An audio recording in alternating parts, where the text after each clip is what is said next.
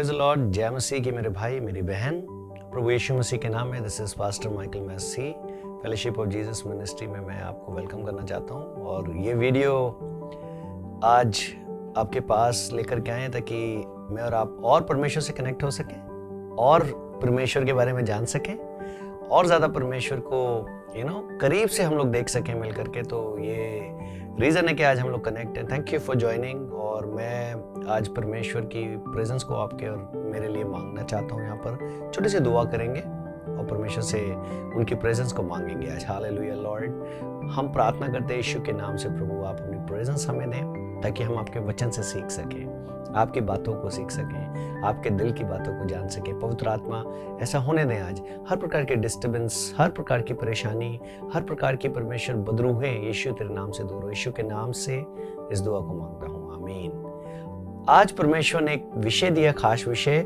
जो आपने देखा होगा कि आज हम बात करने वाले हैं कि आराधना क्यों जरूरी है या हमें आराधना क्यों करना चाहिए। और ये विषय मेरे पास आया और सबने बोला कि हम इस बारे में जानना चाहते हैं और परमेश्वर ने हमें ये मौका दिया कि हम इस बात को रिकॉर्ड कर सकें इस वीडियो के द्वारा और इस मैसेज को आपके परिवार तक पहुंचा सकें।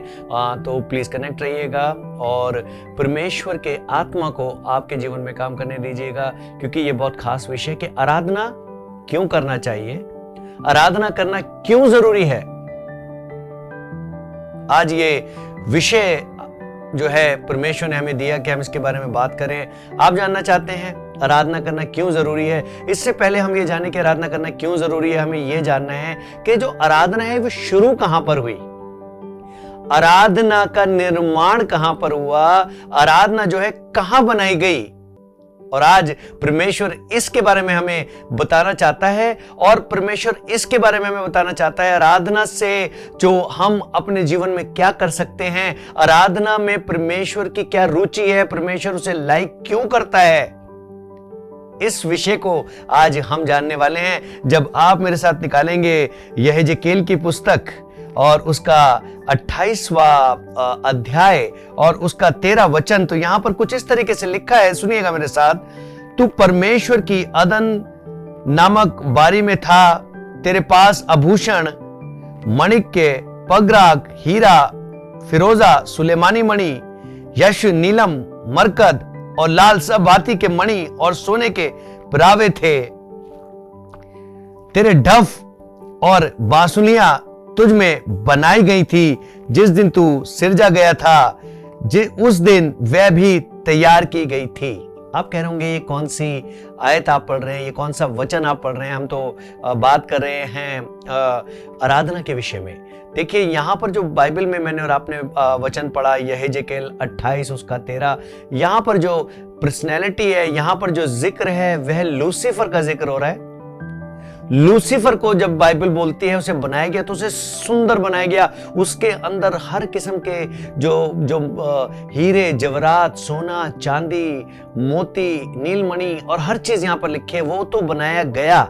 लेकिन खास विषय में आज आपके पास लेके आ रहा हूं। जब उसे बनाया गया तो बाइबल बोलती है बड़े अद्भुत रीति से बनाया गया। जिस दिन उसे बनाया गया, जिस दिन उसका निर्माण हुआ, उसी दिन उसके अंदर हर किस्म का म्यूजिकल इंस्ट्रूमेंट बनाया गया।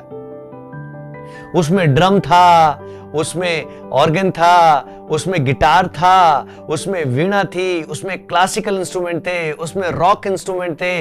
आप जितने भी किस्म के इंस्ट्रूमेंट इस दुनिया में देखते हैं, बाइबल बोलती है कि जिस दिन उसका निर्माण हुआ उसी दिन उन साजों का निर्माण हुआ। कितनी अद्भुत बात है ना। हम बात कर रहे हैं आराधना के विषय में, और आराधना के लिए क्या चाहिए होता है, आराधना के लिए इंस्ट्रूमेंट्स चाहिए होते हैं, आराधना के लिए साज चाहिए होते हैं। यह विषय परमेश्वर को पता है। और परमेश्वर ने लूसीफर नाम एक एंजल का निर्माण किया। वह कहां था? वह परमेश्वर के साथ उसके स्वर्ग में था। तो आज इस बात का आपको जवाब मिल रहा है। किस बात का? कि आराधना कहां बनाई गई? आराधना स्वर्ग में बनाई गई, परमेश्वर के सामने बनाई गई। लूसीफर का निर्माण आराधना करने के लिए किया गया। और जब हम देखते हैं स्वर्ग में खाली लूसीफर नहीं है, लेकिन दो और भी दूत हैं उसके साथ। एक है माइकल और एक है गैब्रियल। माइकल के पास 1/3 स्वर्गदूत हैं और गैब्रियल के पास 1/3 स्वर्गदूत हैं। माइकल जो है, जो आर्क एंजल है, उसके पास जो 1/3 स्वर्गदूत हैं वह फाइटर स्पिरिट हैं, वह लड़ाई करने वाली आत्माएं हैं, वह वो आत्माएं हैं जो युद्ध करती हैं परमेश्वर की तरफ से। और जो गैब्रियल है वह सर्व करने वाली आत्मा है, और उसके साथ जो 1/3 स्वर्गदूत हैं वह स्वर्गदूत हैं जो सेवा टहल करने वाली आत्माएं हैं। लेकिन जो लूसीफर है, जो लूसीफर था, उसके साथ जो स्वर्गदूत वहां पर 1/3 स्वर्गदूत दिए गए थे, वह जो स्वर्गदूत थे वह सारे के सारे साज बजाने वाले, गीतों को गाने वाले, आराधना को करने वाले स्वर्गदूत थे। परमेश्वर का आत्मा आज मुझे और आपको आराधना के विषय में सिखा रहा है, और मैं और आप देख रहे हैं आराधना क्यों जरूरी है। परमेश्वर ने आराधना का निर्माण किया, परमेश्वर ने लूसीफर का निर्माण किया, और बाइबल बताती है, जैसा भी मैंने और आपने यहेजकेल की पुस्तक के अंदर पढ़ा, उसका 28 चैप्टर, उसका 13 वचन में किस तरीके से खूबसूरती से परमेश्वर ने लूसीफर को रचा। और बाइबल बताती है उसने क्या किया। उसने यशाया में जब मैं और आप पढ़ते हैं, उसका 14, उसका 12 में जब मैं और आप पढ़ते हैं, तो वहां पर लिखा है कि किस तरीके से वह भोर का तारा जो है, उसने परमेश्वर के आगे घमंड किया कि मैं खूबसूरत हूं। उसने ये घमंड किया कि मैं परमेश्वर के तुल्य हूं। और क्या हुआ? स्वर्ग में एक युद्ध हुआ, स्वर्ग में एक लड़ाई हुई। माइकल स्वर्गदूत और उसकी सेना ने परमेश्वर की उपस्थिति के अंदर से क्या करा? उसने लूसीफर को और उसके वो 1/3 स्वर्गदूतों को क्या करा? पृथ्वी पर फेंक दिया। वह गिराए गए स्वर्गदूत हुए, वह परमेश्वर की उपस्थिति से हटाए गए। लेकिन आज मैं आपके ध्यान को खींचना चाह रहा हूं इस बात पे कि जब वह गिराए गए, तो आप थोड़ा सा ध्यान दीजिएगा, थोड़ा सा सोचिएगा कि जो परमेश्वर का म्यूजिक था, जो परमेश्वर के साथ थे, जो परमेश्वर के बजाने वाले, जो परमेश्वर की आराधना करने वाले स्वर्गदूत थे, वह भी उस लूसीफर के साथ क्या हुआ गया, क्या किया गया? वह भी उसके साथ फेंक दिए गए। स्वर्ग खाली हो गया, स्वर्ग के अंदर से आराधना खत्म हो गई, और वह भोर का तारा, वह चमकने वाला, जब यीशु ने भी अपने चेलों से कहा कि जब चेलों ने कहा कि यीशु हमने दुष्ट आत्माओं को निकाला, तो यीशु ने क्या बोला? यीशु ने बोला, मैं भोर के तारे के जैसे शैतान को क्या है, पृथ्वी पर गिरता हुआ देखता हूं। ये वही दृश्य है जब परमेश्वर ने, यीशु ने उस दिन, जिस दिन उसको फेंका गया, उस दिन देखा। आज परमेश्वर मुझसे और आपसे बातें कर रहा है। आज स्वर्ग में क्या है? आज स्वर्ग के अंदर क्या है? यदि आप जब प्रकाशित वाक्य की पुस्तक, उसका 4, उसका 8, उसका 4, 10, 11, 5, 12 और बहुत से रेफरेंसेस जब आप पढ़ते हैं, तो वहां पर कुछ इस तरीके से लिखा है कि आज भी स्वर्ग के अंदर कोई म्यूजिक नहीं है। वहां पर लिखा है कि स्वर्गदूत खड़े हैं और वह परमेश्वर से गा नहीं रहे। वहां पर लिखा है वह परमेश्वर से कह रहे हैं कि तू धन्य है। वह परमेश्वर से कह रहे हैं कि तू पवित्र है। वह परमेश्वर से कह रहे हैं कि तू आदि और अनंत है। वहां पर यह नहीं लिखा प्रकाशित वाक्यों की पुस्तकों के अंदर और दूसरी पुस्तकों के अंदर कि स्वर्गदूत आराधना कर रहे हैं। वह स्वर्गदूत वह स्पिरिट नहीं है जो आराधना करने के लिए बनाई गई हो। वह स्वर्गदूत हैं जो परमेश्वर के गीतों को नहीं जानते, उन्हें नहीं बनाया गया इस काम के लिए। वो जो म्यूजिक था, वो जो स्वर था, वो जो ध्वनि थी, वह लूसीफर के साथ नीचे फेंक दी गई। और आज जो स्वर्ग है, उस स्वर्ग के अंदर आज भी वह म्यूजिक जो है मिसिंग है। आज भी वह गीत जो है मिसिंग है। स्वर्गदूत खाली कहते हैं, वह बोलते हैं तो धन्य है, वह बोलते हैं तो अच्छा है, वह दंडवत करते हैं परमेश्वर के आगे, लेकिन वह गीत नहीं गा सकते, वह गीतों को नहीं गा पाते। लेकिन जब मैं और आप बाइबल के अंदर देखते हैं, बड़ा ही प्यारा परमेश्वर का दास हुआ जिसको परमेश्वर ने बोला, डेविड मेरे दिल का व्यक्ति, मेरे मन का व्यक्ति। और अगर हम उसकी पुस्तक को खोल करके देखते हैं डेविड की, तो वहां क्या लिखा हुआ है? भजन संहिता की पुस्तक।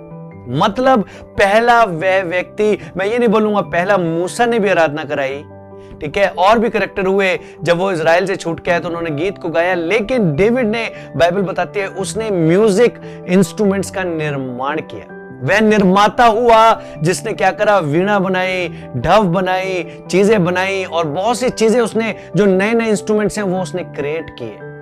और इतना ही नहीं, मैं आपको बताना चाहता हूं उसने क्या किया। उसने परमेश्वर के लिए गीतों को भी लिखा।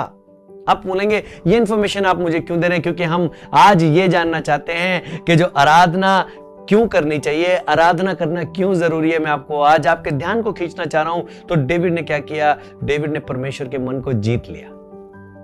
इसीलिए परमेश्वर ने उसको बोला वो मेरे मन का व्यक्ति है। क्यों? क्योंकि स्वर्ग जो था वह आराधना के बिना था। किसी ने यहोवा परमेश्वर की आराधना नहीं की थी। डेविड आया और बाइबल में लिखा है जब जब कभी शाऊल के ऊपर दुष्ट आत्मा आता था तो हमेशा डेविड अपनी वीणा को बजाता था। और बाइबल ऐसा रिकॉर्ड करती है कि परमेश्वर को, शाऊल को जो वो दुष्ट आत्मा उसे तंग करने आता था, परमेश्वर उससे आजाद करता था। वो हमेशा जब भी कभी आराधना होती थी तो वो दुष्ट आत्मा से आजाद हो जाता था। तो आज मैं और आप एक बात सीख रहे हैं कि जो दुष्ट आत्माएं हैं जब वो फेंकी गई इस दुनिया के अंदर तो वह अपने म्यूजिक को लेकर इस दुनिया के अंदर आ गई। और आप देखिए आज संसार के अंदर क्या हो रहा है। संसार के अंदर शैतान उन्हीं म्यूजिक इंस्ट्रूमेंट्स को, उन्हीं तोड़ों को जो स्वर्ग के लिए बनाए गए थे वह परमेश्वर के खिलाफ इस्तेमाल कर रहा है। देखिए जितने रॉक म्यूजिक हैं वह शैतान के हैं और जितने कंट्री म्यूजिक हैं वो शैतान के हैं। हर किस्म का क्लासिक म्यूजिक, हर किस्म का जो सोच, हर किस्म का जो सॉन्ग जो इंसान बनाता है वह इंसान नहीं बनाता, लेकिन वह डिमोनिक पोजेस्ड होकर के, शैतान के द्वारा पोजेस्ड होकर के उन गीतों को बनाता है, उन गीतों को गाता है। अगर आप देखिए बहुत बड़े बड़े फिल्म और मूवी और सिंगर जो स्टार्स हैं वह सिंगिंग के साथ साथ, म्यूजिक के साथ साथ ड्रग के अंदर जो है वो ड्रग के अंदर आपको मिलेंगे। ड्रग और म्यूजिक साथ साथ चलते हैं। आप देखेंगे कितने सुसाइड हुए हैं। क्यों? क्योंकि वह अपने म्यूजिक को दुनिया को देकर के मार रहा है। वह मौत को म्यूजिक के द्वारा अपने जीवन के अंदर, लोगों के जीवनों के अंदर पहुंचा रहा है। वह अपने काम को इस तरीके से कर रहा है। लेकिन आज जब मैं और आप परमेश्वर के वचन से बात कर रहे हैं, जब मैं और आप परमेश्वर के वचन से सीख रहे हैं, तो आज परमेश्वर जब कभी भी, जैसा कि डेविड ने क्या करा, गिटार को बजाया, सितार को बजाया और क्या हुआ, परमेश्वर ने बदरूहों से उसको आजाद किया। तो शैतान एक चीज से घृणा करता है, देखिएगा, बहुत ध्यान दीजिएगा, शैतान जो है वह आराधना से घृणा करता है। क्योंकि कोई भी स्वर्गदूत ये नहीं कहता, कोई भी स्वर्गदूत इस तरीके से नहीं कहता हालेलुया, लेकिन वो ये कहता है हालेलुया। लेकिन जब आप कहते हैं हालेलुया तो आप गा करके उसको कहते हैं तू धन्य है। आप गा करके उसकी आराधना करते हैं। और जब आप गीतों को गाते हैं तो इसका मतलब आप उन शब्दों को इस्तेमाल करते हैं। जब गीतों में आप कहते हैं तू धन्य है, तू पवित्र है, तो होली है, तो वह स्वर्गदूत जो गीतों को नहीं गा पा रहे होते, लेकिन आप जब गीतों को गा रहे होते हैं तो परमेश्वर, जब आप गिटार को बजा रहे होते हैं, जब आप कीबोर्ड को बजा रहे होते हैं, जब आप ड्रम को बजा रहे होते हैं, जब आप परमेश्वर के लिए गाना गा रहे होते हैं, उन गीतों के अंदर परमेश्वर के शब्द होते हैं, तो परमेश्वर अपने स्वर्ग को छोड़ के, क्योंकि उस स्वर्ग के अंदर वो धनी नहीं है, वो धनी कहाँ है? आपके चर्चेस के अंदर है, आपके घरों के अंदर है, आपके जीवनों के अंदर है और आपकी इस पृथ्वी के ऊपर है। तो परमेश्वर आपसे मिलने के लिए इस दुनिया में आते हैं।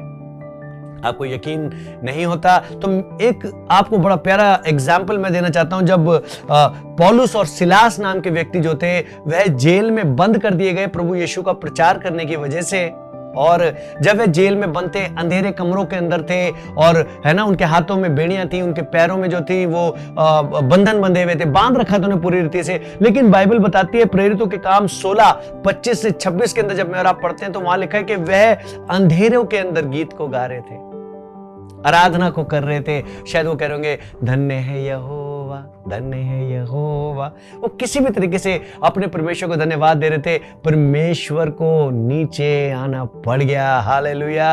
परमेश्वर को आराधना सुनने के लिए आना पड़ गया, हालेलुया। और परमेश्वर ने बोला कि इनके सारे बंधनों से इन्हें आजाद किया जाए। सारे बंधनों को तोड़ दिया गया। बाइबल बोलती है कि जेल के दरवाजे खुल गए, जेल के बंधन टूट गए और परमेश्वर ने पौलुस को और सिलास को आजाद कर दिया।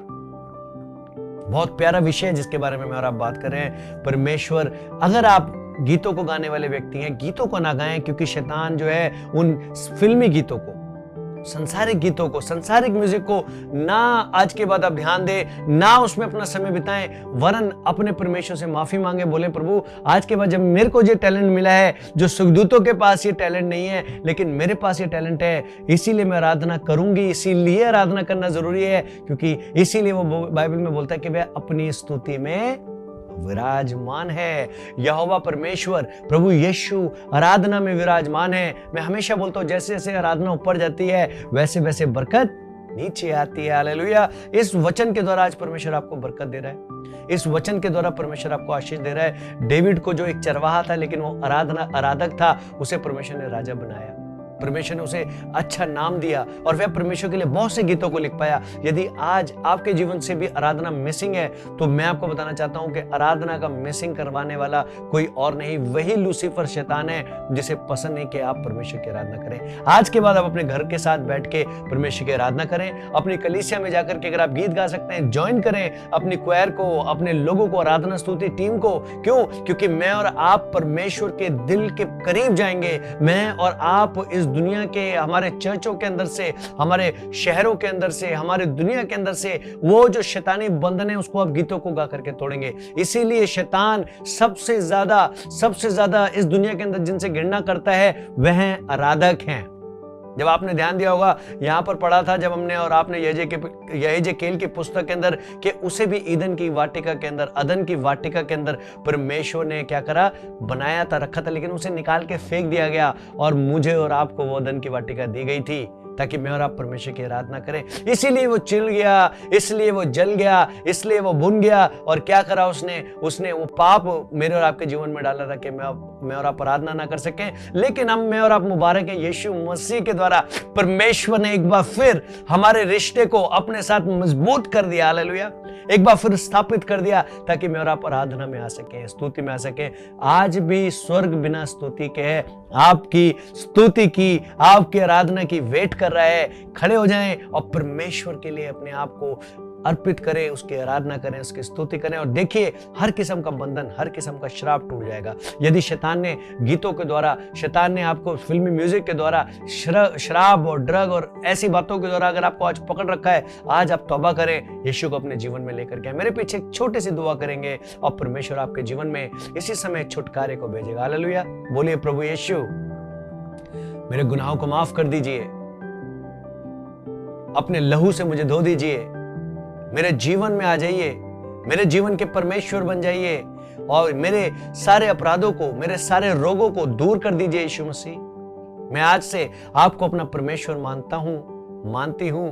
आज से आप मेरे जीवन के प्रभु हैं, मेरे परमेश्वर हैं। ये मैं दुआ करती हूं, यीशु के नाम से मांगती हूं, मांगता हूं, आमीन। ये छोटी सी दुआ करके आज आप परमेश्वर के दिल के बिल्कुल करीब आ गए हैं। आपने आराधना की इंपॉर्टेंस को सीख लिया है। कभी भी संसार के गीतों को ना गाएं, कभी भी संसार के लिए आराधना ना करें। जब आप ऐसा करते हैं, परमेश्वर के दिल को दुखाते हैं, अपने मुंह से केवल और केवल स्वर्गदूतों के शब्दों को गा करके बोले, तू पवित्र है, तू धन्य है, तू सामर्थ्य है, तू था, तू है, तू आने वाला है। देखिए परमेश्वर आपकी जिंदगानी को बदल देगा, परमेश्वर आपकी कहानी को बदल देगा। यदि ये वीडियो आपको अच्छी लगी है, प्लीज इसको शेयर कीजिएगा और इस चैनल को अगर अभी तक आपने सब्सक्राइब नहीं किया, मैं आपसे रिक्वेस्ट करूंगा इसे सब्सक्राइब कीजिए और बेल आइकन जरूर दबाइए। क्यों? क्योंकि ऐसी बहुत सी ऐसी बातें जो है परमेश्वर आपके घरों तक, आपके जीवन तक लेके आना चाहते हैं और ये बहुत बढ़िया एक तरीका है कि हम लोग आज मिल करके एक दूसरे के साथ कनेक्ट हो सकें। प्लीज और कोशिश कीजिएगा कि इसको शेयर करें दूसरे लोगों के साथ। और जब तक हम नहीं मिल जाते, मैं बोलना चाहूंगा, God bless and take care, bye bye.